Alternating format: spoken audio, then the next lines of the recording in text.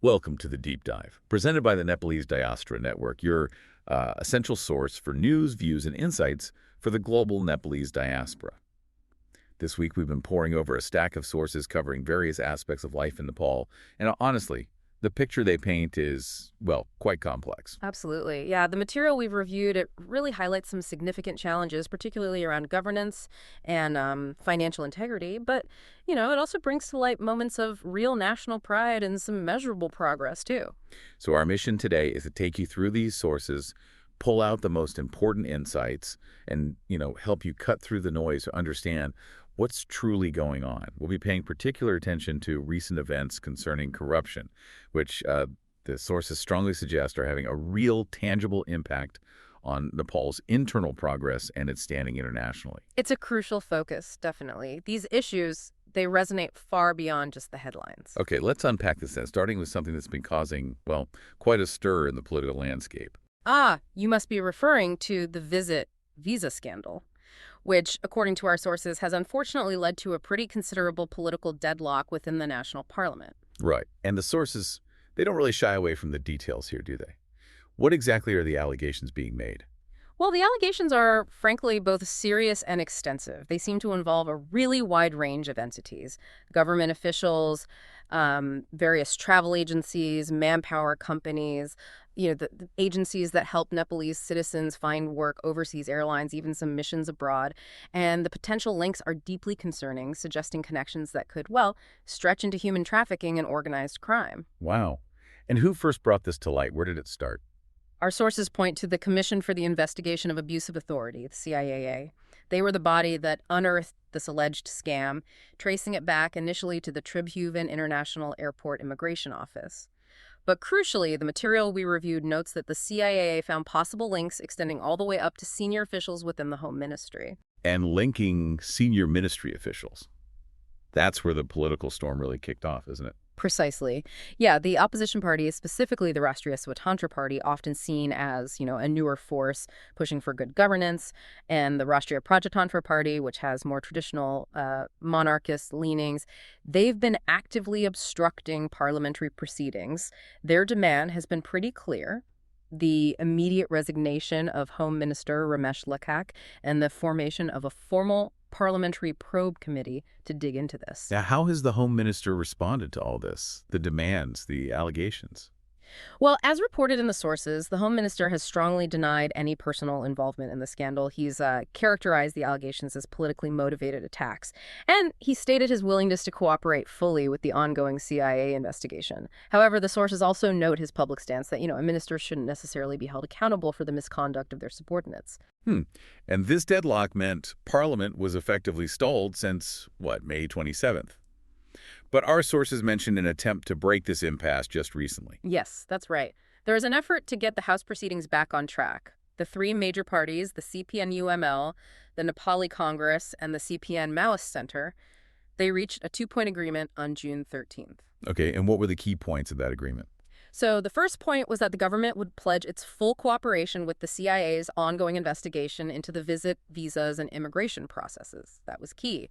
The second point committed the government to studying the findings of that investigation and then, importantly, initiating concrete policy, legal, and structural reforms based on whatever is uncovered. But this didn't entirely satisfy everyone, did it? No, not according to the sources. The Rashtriya Swatantra Party specifically objected to this agreement. Their core demand, you see, was for a formal parliamentary probe committee. They saw that as a more independent mechanism rather than just, the government cooperating with the existing CIAA probe. That fundamental disagreement is what kept the House stalled since late May. It really highlights not just the visa scandal itself, but maybe a deeper political tension over how accountability should be pursued at the highest levels. Yeah, that makes sense. And this visa scandal, while obviously significant, it seems from our sources to be just one part of it, well, a larger picture painted this week regarding corruption and accountability in Nepal. Here's where the sources reveal a pattern. Multiple significant cases have been filed recently by the CIA. Indeed. Yeah, the anti-graft body has definitely been active on several fronts. One particularly notable case involves Nepal Telecom, the state-owned telecommunications giant. The CIAA has sued 18 individuals, including both former and current managing directors, Sunil Podel and Sangeeta Pahadi. Okay, Nepal Telecom.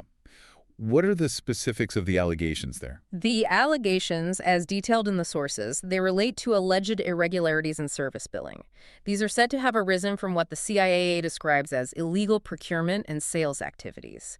The core accusation seems to be that the procurement process for an integrated billing system was carried out in bad faith, basically designed to allow for the misappropriation of public assets. And is there a specific amount of alleged loss they're looking at? Yes, the CIA is demanding the recovery of a pretty substantial amount, NPR 334.8 million. Yeah, and just to give you a sense of scale, while maybe not the largest sum ever cited in these things, this amount represents a really significant loss for a state-owned corporation. It points to serious potential lapses in procurement oversight. The sources also note that the CIA filed claims against 3 Chinese supplier companies involved and their Nepalese representatives, indicating the alleged collusion might have involved international parties as well.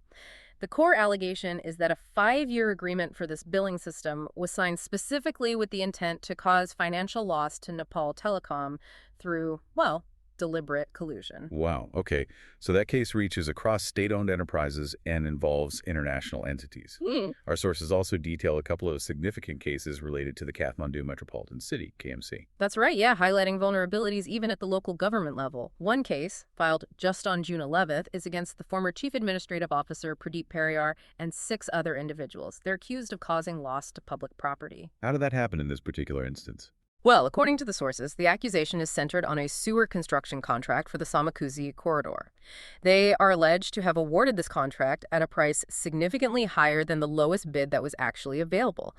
The contract was apparently awarded for As $224 million, despite another bidder offering to do the work for As $180.9 million. So nearly 45 million rupees higher than the lowest offer. That's quite a difference. Exactly, a huge difference. And the CIA's filing, as recorded, alleges that the lowest bidder was deliberately disqualified specifically to favor another contractor. The agency is seeking a staggering Rs 43.17 million in damages from each of the 7 accused. That really underlines the severity of the alleged misappropriation of public funds here. From each of them. Wow. And the second case involving Kathmandu Metropolitan City. This case, also highlighted in the sources, is against a former KMC engineer, Rambabu Mahato Koiri. He's been charged with allegedly illegally amassing property. Over his tenure, which ran for quite a long period, from May 1989 to March 2022, the sources state he acquired assets worth around Rs 79.67 million. However, he could apparently only justify about Rs 33.79 million of that through legal sources. That leaves over Rs 45.79 million unaccounted for, leading to charges of illegal wealth accumulation.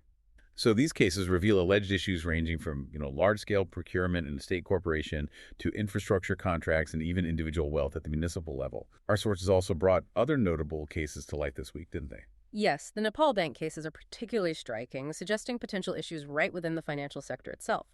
One significant development reported is a complaint filed by a shareholder, Angraj Party. He claims a massive Rs 20.4 billion has allegedly vanished from the bank under SME loans, that's small and medium enterprise loans, which were approved way back in 2018. Rs 20.4 billion missing. That is an enormous amount. Just to put that into perspective for listeners, that figure is roughly equivalent to over 150 million US dollars. What does the complaint suggest happened? Well, the shareholder's complaint, as detailed in the sources, it cites data inconsistencies and raises suspicions of collusion. He alleges that former board members, executives, and certain business groups might have worked together in this disappearance of funds. And this complaint comes amidst another recent case involving the Nepal Bank, right? They're separate.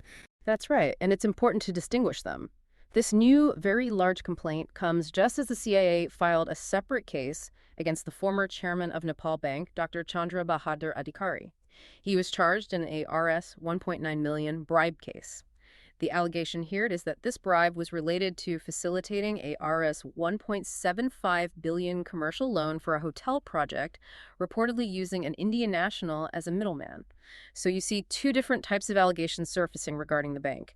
One suggesting a potentially systemic issue with loan disbursement leading to these vast sums unaccounted for, and another involving a specific instance of alleged bribery tied to a large commercial loan. We're seeing issues at different levels of government, too, not just federal ministries or municipalities. That's evident from the sources, yeah. They reported the arrest of Madhesh province lawmaker Saroj Kumar Singh on June 12th. He's facing charges of embezzling provincial development funds. The allegation is that he funneled money through what are known as consumer committees. Now, these are local groups often formed for small-scale community infrastructure projects, but the sources suggest they can sometimes be misused as conduits for misappropriation of funds allocated for local development. So this shows the challenge extends even to the provincial structure. So you have this picture emerging of multiple, wide-ranging domestic corruption cases. And our sources connect this internal situation directly to international perceptions, noting a pretty significant development. The EU added Nepal to its high-risk list for money laundering and terrorist financing on June 12th. Yeah, this is a critical development, and like you said, it's not entirely out of the blue. It follows a similar move by the global financial watchdog FATF, which placed Nepal on its GRI list back in February 2024. What does being on the EU's high-risk list actually mean in practical terms? Like for everyday transactions or business? Right. It essentially means that financial transactions involving Nepal will now face enhanced due diligence and closer monitoring by EU institutions and financial entities. While it doesn't constitute direct sanctions, it definitely signals an increased risk perception among international banks and investors. This can make cross-border financial transactions potentially more complicated, maybe slower, and sometimes more expensive for individuals and businesses alike. The EU explicitly cited deficiencies in Nepal's financial governance framework, weak enforcement of existing laws, and delays in implementing the reforms recommended by the FATF as the reasons for this listing. It's a really clear indicator that these domestic issues have tangible international consequences. So reflecting on all the sources covering corruption this week, what's the overall picture they paint? What's the takeaway? I think the sources collectively paint a clear and frankly concerning picture of widespread challenges related to governance, accountability, and corruption. And it's across various sectors, from federal ministries and immigration right down to state-owned enterprises, local government, provincial funds, even touching the financial sector itself. These don't really feel like isolated incidents. They point to potential systemic weaknesses. And as that EU listing shows, these internal issues are directly impacting Nepal's international standing and its economic connectivity. However, it's also worth noting that the volume of cases being filed by bodies like the CIA also indicates that efforts are being made to investigate and address these issues, even amidst the political disagreements we talked about earlier. Okay, it's a heavy but important picture revealed by the sources on that front, definitely. But the deep dive into the material this week, it doesn't end there. Our sources also bring to light other important developments, reminding us that the story of Nepal is never just one thing. There are also moments of progress and even national pride. Absolutely. Yeah, moving on from the challenges of governance, our sources reported on a step being taken towards potentially better business governance and maybe attracting investment.